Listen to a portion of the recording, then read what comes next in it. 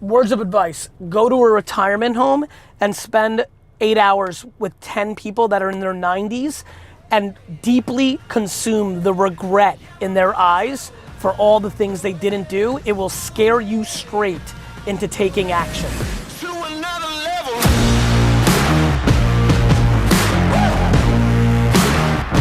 To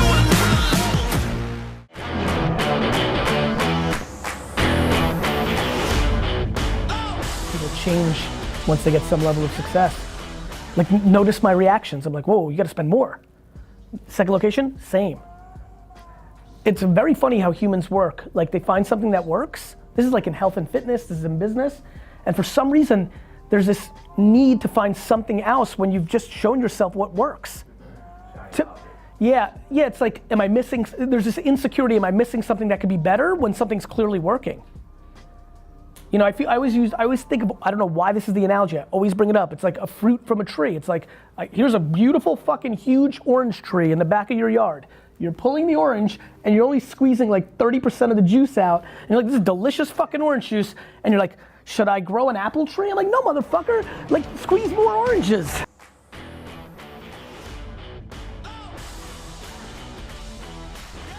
Disproportionately overlove your child. In parallel to you building up that self-esteem, you eliminate all delusion. What my mom did that I don't see most people do is she wildly made me think I was the best, but anytime it was proven that I wasn't, she acknowledged that I wasn't. Confidence, not at the expense of reality. So you have two groups of parents, the masses. One, insecure parents who pass their insecurity onto their kids, and they shit on their kids, thus making kids think they suck.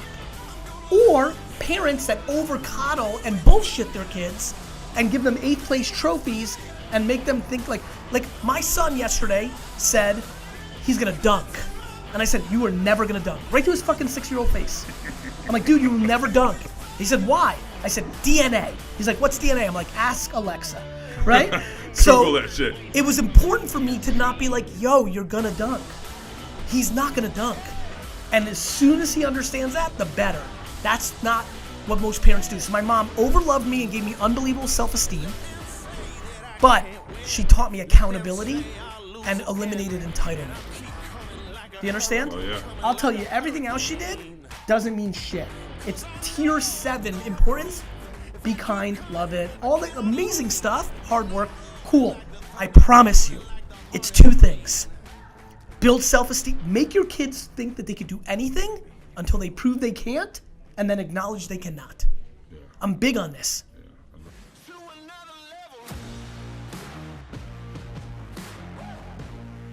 I do not think the American dream should be buying a home anymore. I think it's full of shit. Tell me more of that shit.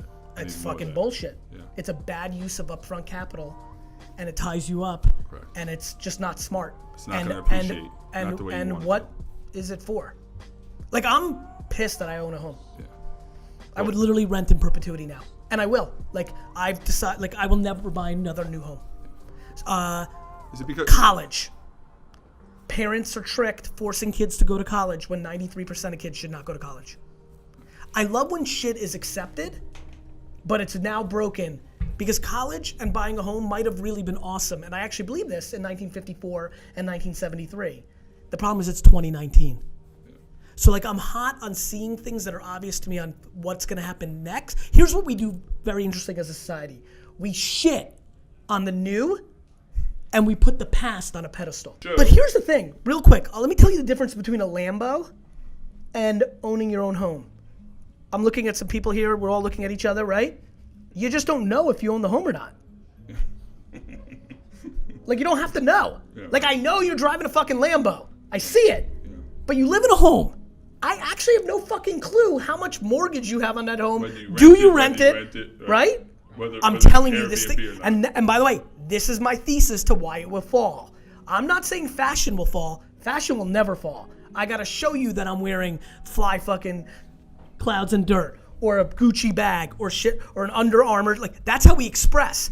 But on a home, I actually don't know if you own it or you rent it, and that's why it's vulnerable, because it actually doesn't matter to the outside person. It's not important. It matters that you're in that home. And if you actually play it out, it means people are gonna live in much better homes. Because if you're not using all that upfront cash and you're just renting, you can go higher up, you're gonna be in a fancier place. It's very, why do you need to own a home? You don't. To leave it to your kids? They can rent too. Oh, this is some fucked up amazing shit for me. I think the whole thing is gonna go. In the next 50 years. Yeah. It takes time to rebrand.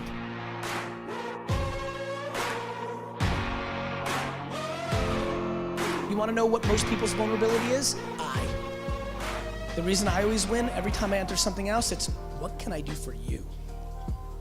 And not the person that has 11 million, just the person that's right next to me, because karma and doing the right thing and kindness and being a fucking human always wins in the end. Always. It does. It does, because what you don't know is the person next to you may have 48 subscribers, but his aunt runs shit. And everybody here is jockeying and overthinking and politicking in their head, all from a selfish place, and all the magic sitting in the doing the right thing, saying hello, being patient, but most of all, the thing that will speed you up in the thing that you want to accomplish, no question, is you've got to become religious about your audience. It is actually fundamentally grossly negligent and unacceptable for you to be in a place where you do not reply with a thank you or a heart or a meaningful, you read it and you meaningfully wrote something back to every single comment you have right now in whatever limited that is, because those 7 people are disproportionately the reason you're gonna get 17. And yet you're so worried about getting the next 10 that don't know you, you're giving no fucking love to the 7 that decided to watch your horse shit.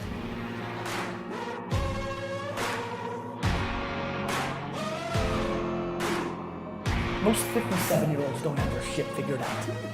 And so the pressure that you have to figure it out is ludicrous. Of course you don't know what your passion is. You haven't even fucking lived yet.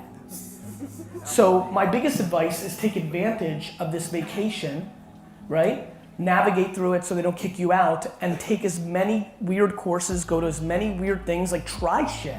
Like you don't know if your favorite food is oysters if you've never had one.